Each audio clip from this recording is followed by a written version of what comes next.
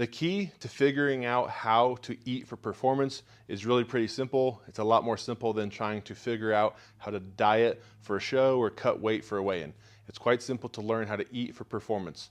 The first step that you have to do is figure out your metabolic rate. There's a lot of different calculators online, but it's a good place to start. All you'll need to know is things like your age, sex, height, weight, your lifestyle, how active you are in your daily life, your daily job, and your goal, whether it's to gain weight, lose weight, or maintain. Once you figure out that metabolic rate, that's going to tell you about how many calories a day you need to consume to reach your goal. All it is a good starting point because you're going to have to tweak it from there. And once that's figured out, you want to take the total calories that you're supposed to consume for the day, split that up into about 4 to 7 meals. The more calories that you need to eat, you're probably going to have to be on the higher end of that 7 meals. And if you don't require that many calories a day, you can probably be on the lower end towards that 4. Ideally, you want to consume these meals 3 to 5 hours apart. And some of it depends whether it is a training day or a non-training day. Another key component to learning about nutrition and how to eat for performance is understanding what calories are. All calories are a makeup of the macros. The 3 macros are fat, protein, and carbohydrates. So every food that you're going to eat, every shake that you're going to consume is going to be made up of a certain percentage of each of those macros. Those macros add up to your total calories.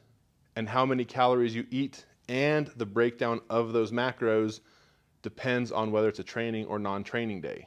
On a non-training day, a good percentage to break down your macros is to do 40% protein, 20% carbs, and 40% fat. And on a non-training day, it's totally fine to keep all of your meals, whether it's 4 or 7, to keep all of your meals with that same percentage breakdown.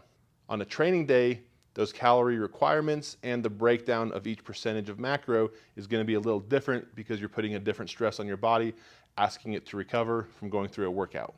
On those days, you want to shoot for about 30% protein, 45% carbs, and 25% fat. For each meal, you want your protein to be about the same. So whether you have 4 or 7 meals, each of those meals, including the ones surrounding training, your protein intake should be about the same. You want to focus more of your carb consumption for the day to be around that workout window, pre, during, and post. So that means you want to maybe take less carbs in the morning and less in the evening and focus more of your total carb consumption around your training for the day. On the other hand, you want your fats to be opposite. You want your fats to be in a lighter load during your pre, during, and post-workout window, meaning in the morning or evening, the window outside of your training, you can increase the percentage of that fat intake. Gaining and losing weight is completely simple. You saw my recommendations for people to follow in this industry that are the true experts and they know the science. That's who I follow, that's who I have learned from, and that's who I respect. And it's a simple equation on gaining or losing weight. All it is a matter of calories in versus calories out. So the calories in is what you're consuming for that day. The calories out is how many calories you're burning just from living and breathing through your daily metabolic rate, or if you're exercising, doing cardio, you're burning more calories. So it's a simple calorie balance. Calories in versus calories out. That's all that matters in terms of gaining or losing weight. Another somewhat controversial opinion that I strongly believe in and back up is that the quality of the food is not that big of a driver.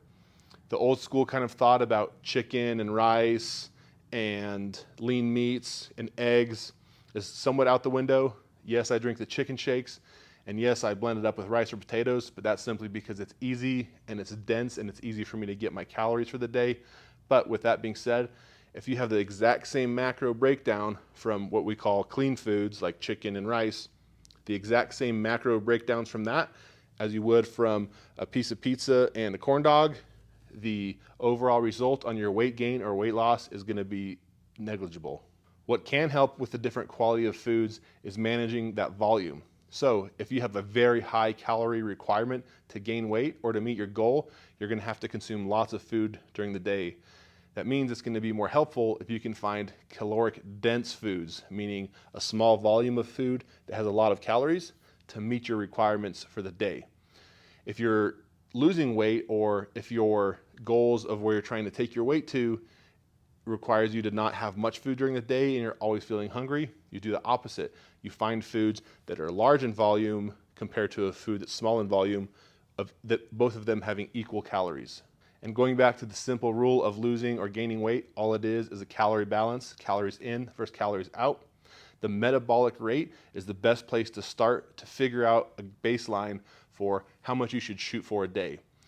And you can't manage what you don't measure, which means you need to track your calories and you need to have somewhat of a grip on understanding how many calories you're burning a day. So you start with your baseline of your suggested metabolic rate, consume those amount of calories per day. If you're trying to gain weight and you're not gaining weight, you need to increase your calories, increase your calories, increase your calories until you get on a trajectory where you're gaining about as much weight as you expect. Same thing to lose weight.